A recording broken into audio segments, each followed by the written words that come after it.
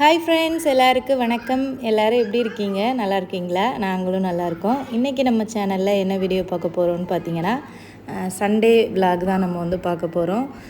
So இப்போ வாங்க வீடியோக்குள்ளே போகலாம். அதுக்கு முன்னாடி நம்ம சேனலை பார்த்துட்டு நிறைய பேர் சப்போர்ட் பண்ணுறீங்க, சப்ஸ்கிரைப் பண்ணுறீங்க, நிறைய பேர் நல்லா கமெண்ட் பண்ணுறீங்க. ஸோ எனக்கு சப்போர்ட் பண்ணி சப்ஸ்கிரைப் பண்ணுற எல்லாருக்குமே ரொம்ப நன்றி. தொடர்ந்து உங்களோட ஆதரவை நம்ம சேனலுக்கு கொடுங்க. இப்போ வீடியோக்குள்ளே போகலாமா? ஞாயிற்றுக்கிழமை காலையில் ஒரு 8 மணி ஆகிடுச்சு நாங்கள் எல்லாருமே எந்திரிக்கவே. ஏன்னா லீவ் நாள் அப்படின்னாலே நமக்கு வந்து ஒரு சோம்பேறித்தனம் உள்ளே வந்துடும், எந்திரிச்சிக்கலாம் அப்படின்ற மாதிரி. ஸோ அதனால் லேட்டாக தான் எந்திரிச்சு அப்புறமா பிரேக்ஃபாஸ்ட் ரெடி பண்ணலாம் அப்படின்னு சொல்லிட்டு கிச்சனுக்குள்ளே வந்தேன். மாவு எதுவுமே அரைச்சி வைக்கல. காலையில் என்னடா பண்ணலான்னு யோசிச்சுட்டே இருந்தேன். நைட்டு வந்து இந்த நட்ஸ் எல்லாத்தையுமே வந்து ஊற வச்சுருந்தேன். இந்த நட்ஸ் ஜூஸுன்னு சொல்கிறாங்கல்ல, ட்ரை ஃப்ரூட் ஜூஸு, அது ரெடி பண்ணலாம் அப்படின்னு சொல்லிட்டு பசங்களுக்கும் கொடுக்கலாம், நம்மளும் சாப்பிட்லான்னு சொல்லிட்டு பாதாம், அதுக்கப்புறமா பேரிச்சம்பழம், முந்திரி, அப்புறம் பிஸ்தா இதெல்லாமே நைட்டு வந்து நல்லா ஊற வச்சுட்டேன். அது கூட 2 ஆப்பிள் போட்டு அரைக்கலான்னு. அது வந்து ஆப்பிள் ஜூஸ்ன்னு கேட்டுகிட்டே இருந்தானா, சரி அதோட 2 ஆப்பிளே போட்டுடலான்னு சொல்லிட்டு எடுத்து வச்சுட்ருந்தேன். அதை ரெடி பண்ணிகிட்டு இருக்கும்போதே பாப்கார்ன் வேணும்னு எடுத்துகிட்டு ஓடியான்ட்டானுங்க. கிச்சனில் வந்து அந்த பாப்கார்ன் இருந்தது. அது சரி அதை பண்ணி கொடுத்துட்டு அதுக்கப்புறமா ட்ரை ஃப்ரூட் ஜூஸ் போடலான்னு சொல்லிவிட்டு அதை ரெடி பண்ணிகிட்டு இருந்தேன்.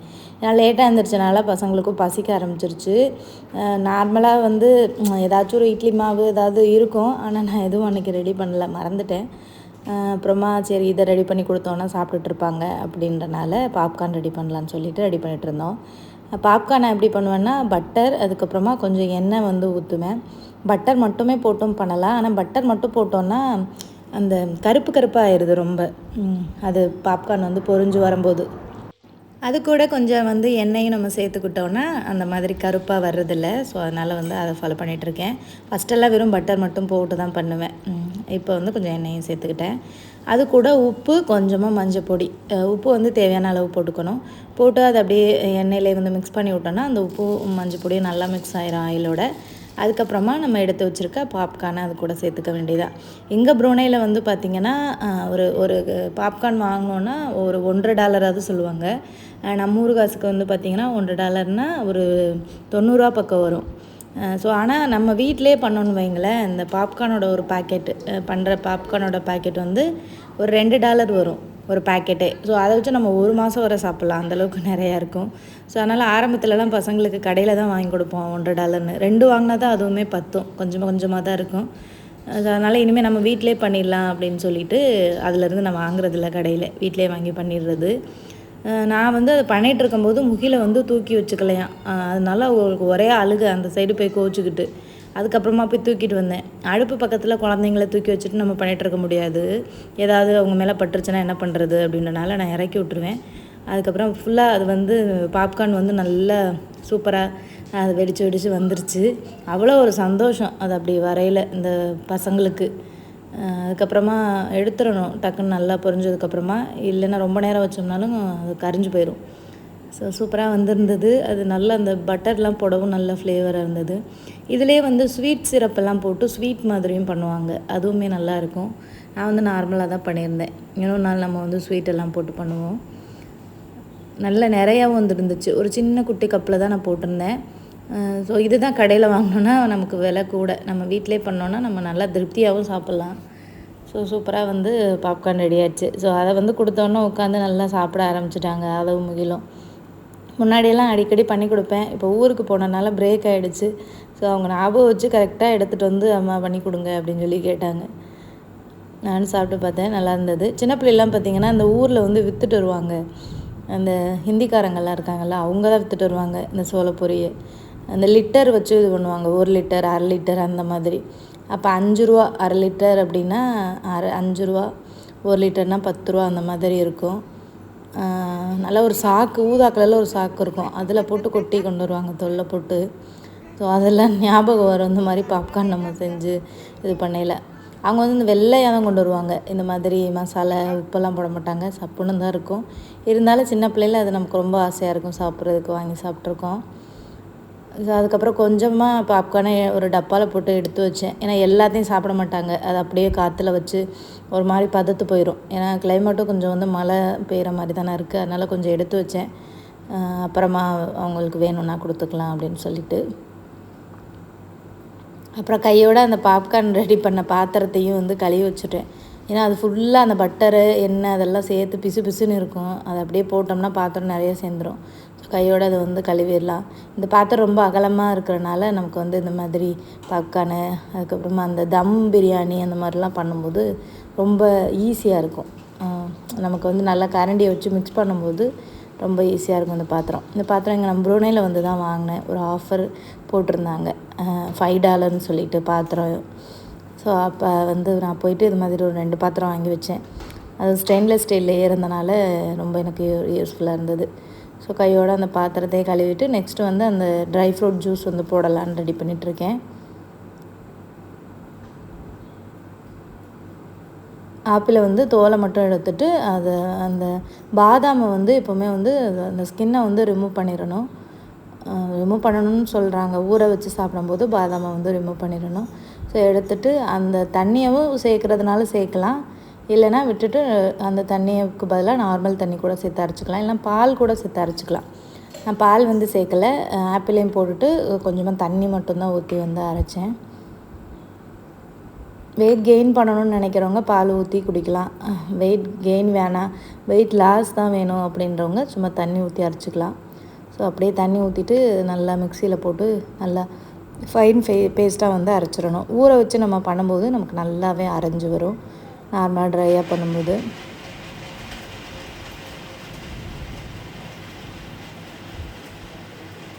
பட் இது வந்து பசங்களுக்கு எந்தளவுக்கு பிடிக்கும்னு தெரியல. என்னோடய பசங்களுக்கு கொடுத்தேன்னா அது வந்து கொஞ்சமாச்சும் சாப்பிட்டான். முகில் வந்து சுத்தமாக சாப்பிடவே இல்லை. அவங்க அப்பா வந்து வாயில் பிடிச்சி வம்படியாக ஊற்றி விட்டார், அது வாமிட் பண்ணிட்டான். ஸோ அவங்களாம் விருப்பப்பட்டு சாப்பிடணும். இல்லைன்னா நம்ம வந்து நட்ஸ் எல்லாம் வறுத்துட்டு பவுடர் மாதிரி ஆக்கி பாலில் மிக்ஸ் பண்ணி கொடுக்கலாம் கொஞ்சமாக, அந்த மாதிரி பண்ணலாம். ஸோ இனி வந்து முகிலுக்கு அந்த மாதிரி தான் ட்ரை பண்ணணும். இந்த மாதிரி ட்ரை பண்ணால் குடிக்க மாட்டேங்கிறான். அதுவும் பரவாயில்ல, ஃபுல்லாக குடிக்காட்டாலும் ஒரு அரை கிளாஸாவது குடித்தான். இது கூட நம்ம வந்து இந்த பம்கின் சீடு அந்த மாதிரி எல்லாம் போடலாம். அப்புறம் இந்த வாட்டர்மெலன் சீடு அந்த மாதிரிலாம் இருக்கும்ல, அதெல்லாமே போடலாம். எல்லாத்துலேயுமே கொஞ்சம் கொஞ்சம். அப்புறம் அத்திப்பழம் சேர்த்துக்கலாம். ஹீமோக்ளோபின் கம்மியாக இருக்கிறவங்க அவங்கெல்லாம் வந்து இந்த மாதிரி அத்திப்பழம், பேரிச்சம்பழம் அந்த மாதிரி எடுத்துக்கலாம். அப்புறம் நானும் வந்து ஒரு அரை கிளாஸ் குடித்தேன். ஹஸ்பண்டுக்கு கொஞ்சம் வச்சுட்டு, ஹஸ்பண்ட் வந்து காலையிலே வந்து மார்க்கெட் போயிட்டாங்க. நான் போய் மீன் வாங்கிட்டு வரேன், ஏதாவது வாங்கிட்டு வரேன்னு சொல்லிவிட்டு. இந்த டாப்ஸ் வந்து நான் வந்து ஊரில் தான் எடுத்துகிட்டு வந்தேன். இப்போ வந்து நான் போயிருந்தால, இந்தியா போயிருந்தால அப்போ தான் எடுத்துகிட்டு வந்தேன். நான் எடுக்கல, எங்கள் அம்மாவும் எங்கள் அக்காவும் சேர்ந்து எடுத்து வச்சது நான் வரதுக்கு முன்னாடியே. அது எப்படி இருக்குன்னு கமெண்ட்ஸில் சொல்லுங்கள். அதுக்கப்புறமா அவள் அப்பா வந்து வந்துட்டார், மீன் வாங்க தான் போயிருந்தார் மார்க்கெட்டுக்கு. காலையிலே போனோம்னா கொஞ்சம் நல்லா ஃப்ரெஷ்ஷாகவும் கிடைக்கும். சீக்கிரமாக வாங்கிட்டு வந்தால் நம்மளும் குக் பண்ணி சமைச்சு சாப்பிட்றலாம்ல. மற்ற நாளெல்லாம் நாங்கள் லேட்டாக பிரேக்ஃபாஸ்ட்லாம் சாப்பிட்டு 10-11 மணிக்கு மேலே தான் கிளம்புவோம். அப்புறம் போய் வாங்கிட்டு வந்து சமைச்சு குக் பண்ணவே ரொம்ப லேட் ஆகும். அதனால் காலையிலே போய் வாங்கிட்டு வந்துட்டாங்க சீக்கிரமாக. ஏன்னா வீட்டில் வேலையும் இருக்குது, நிறைய துணியெல்லாம் வாஷ் பண்ண வேண்டியது இருக்குது. அதோட காலையிலே போய் வாங்கிட்டு வந்துட்டாங்க. ஃப்ளைட் வந்து போச்சு, அது அப்படி ஒரு ஆச்சரியமாக பார்த்துட்டு இருந்தான் அதுவும் முகிலும். அது இங்கே நம்ம வீட்டுக்கிட்டலாம் ரொம்ப க்ளோஸ்அப்பில் போகும். ஆனால் ஏர்போர்ட் பக்கமாக இருக்கிறனால அது லேண்ட் ஆகும்போது கொஞ்சம் கீழே வந்து பக்கமாக தெரியுமா, அதனால். ஸோ இந்த மீன் தான் வாங்கிட்டு வந்திருந்தாங்க. சங்கரா மீனும் மத்தி மீனும் நல்ல ஃப்ரெஷ்ஷாக இருக்கும். புருனேயை பொறுத்தளவுக்கு மீனுக்கு பஞ்சமே இருக்காது, அந்தளவுக்கு ஃப்ரெஷ்ஷாகவும் இருக்கும், குவாலிட்டி வைஸ் நல்லாயிருக்கும். இப்போ நம்ம ஊரெல்லாம் பார்த்திங்கன்னா ரொம்பவே ரேட்டு கூடிருச்சு. எங்கள் ஊரெல்லாம் ராமநாதபுரம் கடல் ஏரியா தான், இருந்தாலும் இந்த கருவாடு மீனோட ரேட்டெல்லாம் ரொம்ப தாறுமாறாயிடுச்சு. ஏன்னா அதுக்கேற்ற மாதிரி விலைவாசியும் கூடிருச்சுல அந்த மாதிரி.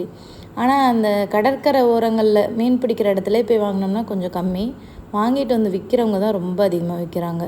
ஸோ அவங்களும் பெட்ரோல் சார்ஜு, வண்டியிலலாம் போயிட்டு பெட்ரோல் வச்சில் வாங்கி ஓட்டுறாங்க. ஸோ அதனால் கொஞ்சம் லாபம் பார்க்க தான் நினைப்பாங்க.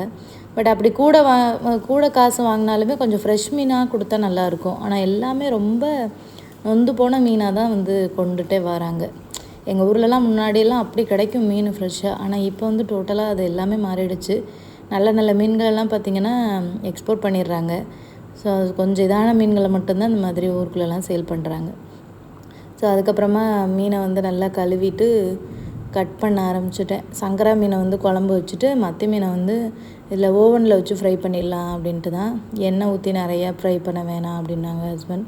அதோட இந்த மாதிரி பண்ணிட்டேன். நல்லா க்ளீன் பண்ணி முடிச்சிட்டோம்னாலே நமக்கு ஒரு வேலை முடிஞ்ச மாதிரி. ஸோ சங்கரா மீன் குழம்பு நல்லாயிருக்கும். என் வீட்டுக்காருக்கு அது ரொம்பவே பிடிக்கும். அதே தான் வாங்கிட்டு வருவார் அடிக்கடி. ஸோ மீன் குழம்புக்கு ஃபஸ்ட்டே வந்து மீனை க்ளீன் பண்ணிவிட்டு மஞ்சப்பொடி, அதுக்கப்புறமா மிளகாய் பொடி, உப்பு இதெல்லாமே மீனோட போட்டு பரட்டி வச்சிடணும். அப்போ தான் அந்த மசாலாலாம் மீனோடு சேர்ந்து நல்லாயிருக்கும் குழம்புல போட்டு சாப்பிடையில. அப்புறம் பொரிக்கிறதுக்கு அதே மாதிரி மஞ்சப்பொடி, மிளகாய் பொடி, கரம் மசாலா, உப்பு இதெல்லாமே போட்டு மிக்ஸ் பண்ணி வச்சுட்டேன். மீன் குழம்புக்கும் அதில் மசாலா பொடி போட்டு மிக்ஸ் பண்ணி வச்சுட்டேன். மீன் குழம்பு வச்சோம்னா நமக்கு ஒரு 2 நாளைக்காவது வரும். அடுத்த நாள் குழம்பு வைக்க தேவையில்லை, ஃப்ரீயாக இருக்கலாம்.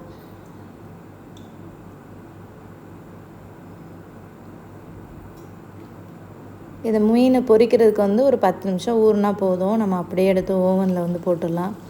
எண்ணெயே ஊற்றாமல் வந்து நான் வந்து பொரிச்சிடுவேன் ஓவனில். அது கொஞ்சம் ட்ரையாக இருக்கிற மாதிரி இருக்கும். இருந்தாலும் ஓகே, எண்ணெய் அதிகமாக சேர்க்குறது இல்லைல்ல அப்படின்ற மாதிரி ஒரு மன திருப்தியாகவும் இருக்கும். அப்புறம் அரிசி வந்து மட்டை அரிசி வந்து ஊற வச்சுருந்தேன். ஸோ அதை தான் வந்து போட்டு வேக வைக்க போகிறேன் குக்கரில். சில பேர் கேட்டிருந்தீங்க, எதுக்காக மட்டை அரிசி சாப்பிட்றீங்க, அது ஹெல்தினாலையா, இல்லை நீங்கள் கேரளாவில் இருந்தோன்னு சொன்னீங்கள்ல, அது உங்களுக்கு பழகிடுச்சான்னு சொல்லி. ரெண்டுமே தான். நாங்கள் கேரளாவில் இருக்கும்போது எல்லாருமே மட்டை அரிசி சாப்பிட்டு நாங்களும் வாங்க ஆரம்பித்தோம். அது மட்டும் இல்லாமல் இது ரொம்ப ஹெல்தி தான். அதாவது நம்ம நார்மலாக வெள்ளை அரிசி வந்து ஒரு பங்கு சாப்பிட்றோம்னா, நம்ம மட்டை அரிசி 2 பங்கு சாப்பிட்டாலுமே நமக்கு வந்து ரொம்ப கார்போஹைட்ரேட்ஸ் இருக்காது. இதில் வந்து நார்ச்சத்து அதிகமாக இருக்கும் மட்டை அரிசியில். கொஞ்சமாக சாப்பிட்டாலே நமக்கு வயிறு ஃபுல்லாயிரும், நிறைய சாப்பிடணும்னு தோணாது. வெயிட் லாஸில் உள்ளவங்க இந்த மாதிரி ப்ரௌன் ரைஸ் வந்து எடுத்துக்கலாம். மோஸ்ட்லி நான் வெயிட் லாஸ் பண்ணும்போது இதுதான் வந்து சாப்பிட்ருவேன்.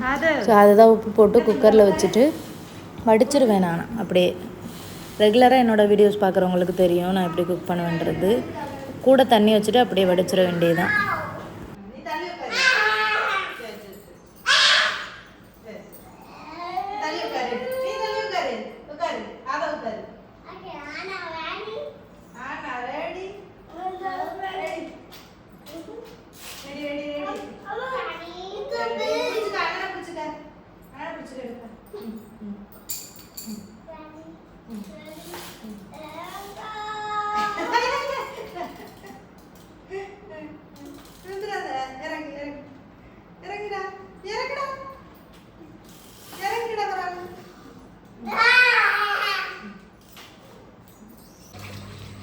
ஒரு செட்டை 2 செட்டை அப்படி துவைச்சி போட்டிருக்கணும். மொத்தமாக துவைக்கிறதுனா முடியுமா?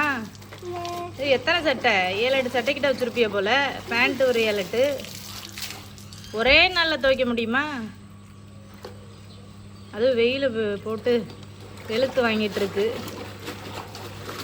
நம்ம துவைச்சாலும் அது சரியில்லை இது சரியில்லைன்னு குறை சொல்கிறது. அதனால நம்ம இந்த டிபார்ட்மெண்ட்டுக்கே வர்றதில்ல. துவைச்சிட்டீங்களா என்ன? அலசிட்டி ஓரளவுக்கு.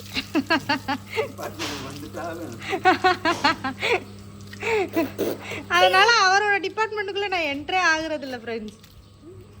நம்ம செஞ்சாலும் அவர் அது கரை அங்கே இருக்குது இங்கே இருக்குன்னு சொல்லுவார். ஏன்னா அதை நத்திங்கா எல்லாம் துவைக்கிட்டோங்க அப்பா. இப்படி ஏன் துணியை எடுத்து போட்டுருந்து துவைச்சிடறீங்களா? ஏங்க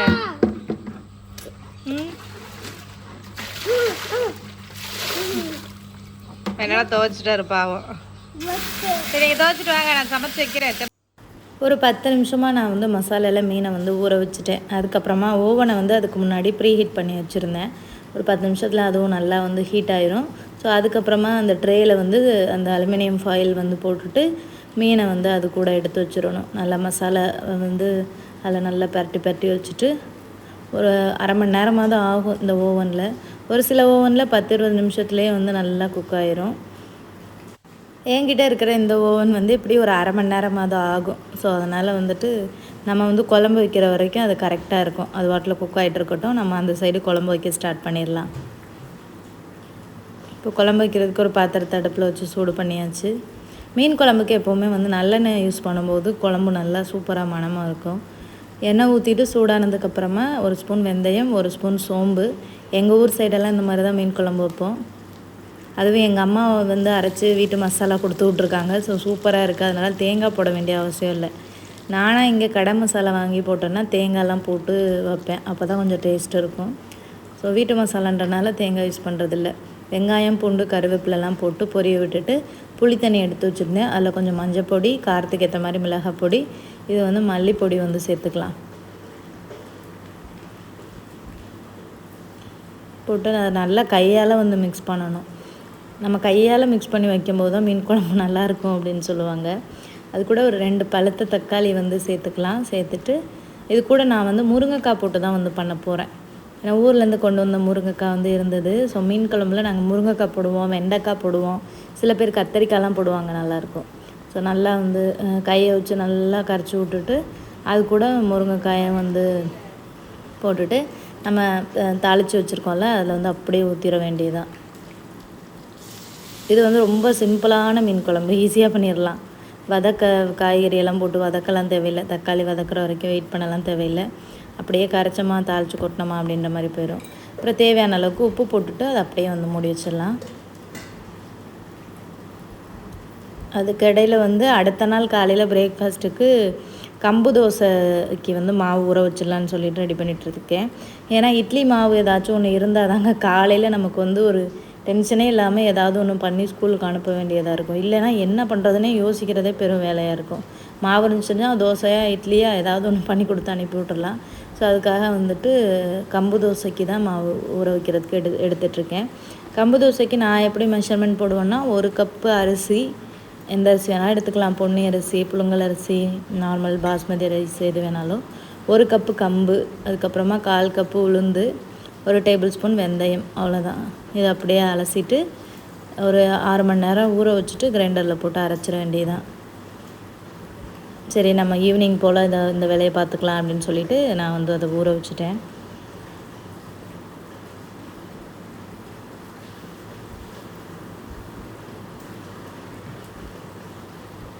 நல்லா 3-4 டைம் வந்து அலசணும். ஏன்னா அதில் அந்த கம்புலெல்லாம் பார்த்திங்கன்னா நல்லா அழுக்கு இருக்கும். உமி எல்லாம் மேலே மிதக்கும் தண்ணி ஊற்றினாலே. ஸோ அதெல்லாம் எடுத்துகிட்டு தான் ஊற வைக்கணும். தண்ணி ஊற்றினாலே வந்து பார்த்திங்கன்னா நல்ல கம்பெல்லாம் கீழே போயிடும். அதுக்கு மேலே சோடையாக இருக்கலாம் மிதந்து வரும். அதெல்லாம் அரைச்சி எடுத்துடணும். அதுக்கப்புறம் நம்ம குக்கரில் போட்டிருந்த அரிசி வந்து வெந்துருச்சு, மட்டை அரிசி. ஒரு 4 விசில் வச்சுட்டு அந்த ப்ரெஷர் வந்து ரிமூவ் ஆகாமல் அப்படியே வந்து வச்சுருங்க. அது அப்படியே அந்த ப்ரெஷர்லேயே வந்து குக் ஆயிரும். அப்புறம் ப்ரெஷர் வந்து ஆட்டோமேட்டிக்காக ரிமூவ் ஆனதுக்கப்புறமா எடுத்து வடிச்சிட வேண்டியதான். ஏன்னா அதில் வடிக்கிற அளவுக்கு தண்ணி வச்சிடணும். நம்ம தண்ணி கம்மியாக அளவாக வைக்கக்கூடாது. எப்போது நார்மலாக நம்ம குக்கரில் வந்து அரிசி போட்டு தண்ணி ஊற்றும் போது அளவாக வைப்போம், பிரியாணி பண்ணுற மாதிரி. ஆனால் இந்த மட்டை அரிசிக்கு எக்ஸ்ட்ரா வைக்கணும், அப்போ தான் வடிக்க முடியும். ஸோ இந்த சைடு வந்து மீன் குழம்பு வந்து நல்லா மலமலன்னு கொதிச்சு வந்துருச்சு. முருங்கைக்காவே நல்லா வெந்துருச்சு. வேகிற வரைக்கும் நல்லா கொதிக்க விடணும், இல்லைன்னா முருங்கைக்காய் வேகாமல் பச்சையாக இருக்கும். அதுக்கப்புறமா நம்ம மசாலாலாம் தடவி வச்சுருக்க மீனை வந்து போட்டுற வேண்டியதான். ரொம்ப நேரம் கொதிக்க விடக்கூடாது மீன் குழம்பு. கொஞ்சம் நேரம் வந்து கொதிக்க விட்டுட்டு ஆஃப் பண்ணிட வேண்டியதான். உப்பு அதுக்கேற்ற மாதிரி அட்ஜஸ்ட் பண்ணி போட்டுக்க வேண்டியதான். ஏன்னா மீன்லேயே நம்ம உப்பு சேர்த்துருக்கோம். ஸோ அளவாக போட்டுற வேண்டியதான். இப்போ வேலை முடிஞ்சு மீன் குழம்பும் ரெடி ஆகிடுச்சு.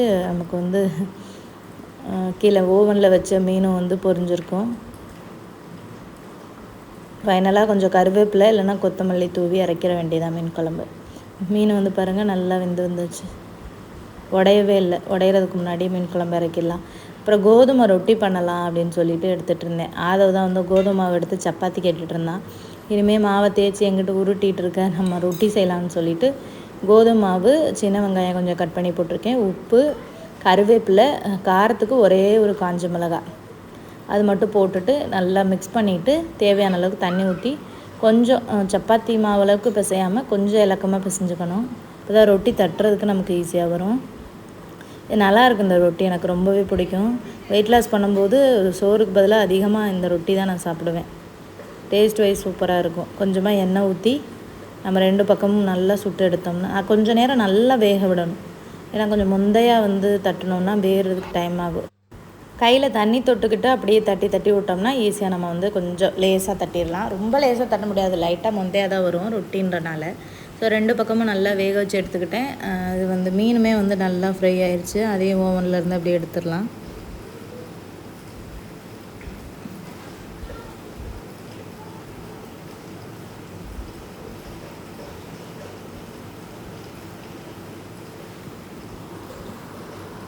மீன் கேட்டு முகில் வந்து நின்றுட்டு இருந்தாங்க.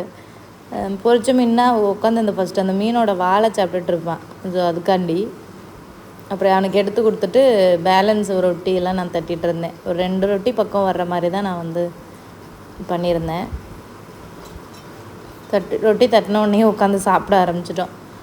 நல்லா இருந்தது. சூடாக சாப்பிடும் போது அது நல்லாயிருக்கும். ஆறிடுச்சுன்னா ஒரு மாதிரி விரைச்ச மாதிரி ஆயிரும். ஸோ அதனால் கொஞ்சம் சூடாக இருக்கிலே சாப்பிட்றணும். ஆதவுக்குமே ரொம்ப பிடிக்கும். நான் எனக்கு செஞ்சேன்னா ஆதவுக்கும் ஒன்று செஞ்சிருவேன், அவனும் சாப்பிடுவான்.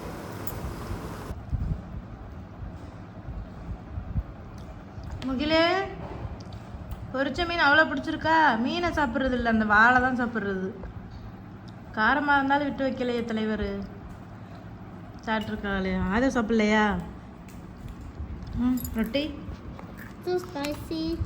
Not too spicy. ஒரே ஒரு மிளகா போட்டேன், அது உனக்கு ஸ்பைசியா? இந்த மிளகாய் இல்லாத சாப்பிட்டு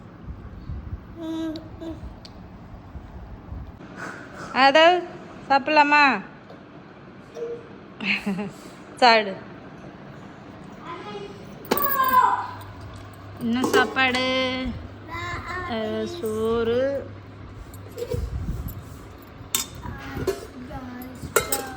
மீன் குழம்பு, குழம்பு, ரொட்டி, கருவாட்டு குழம்பு, அங்கே மீன். சாப்பிடுமா?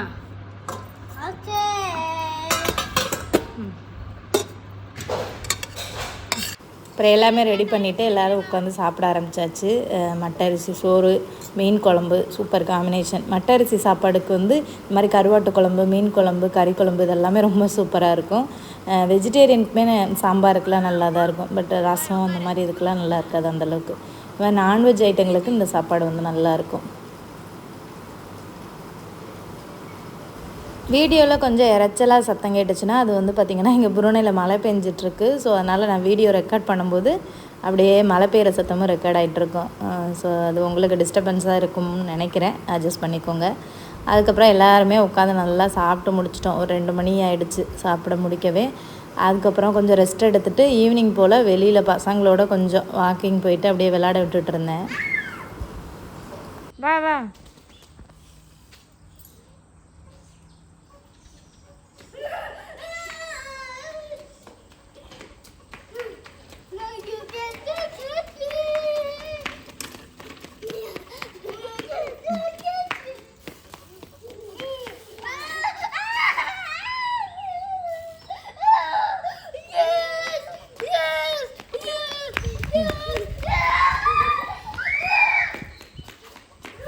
பார்த்து பார்த்து எந்திரி எந்திரி எந்திரி எந்திரி. தூக்கு தூக்கு தூக்கு. Super super.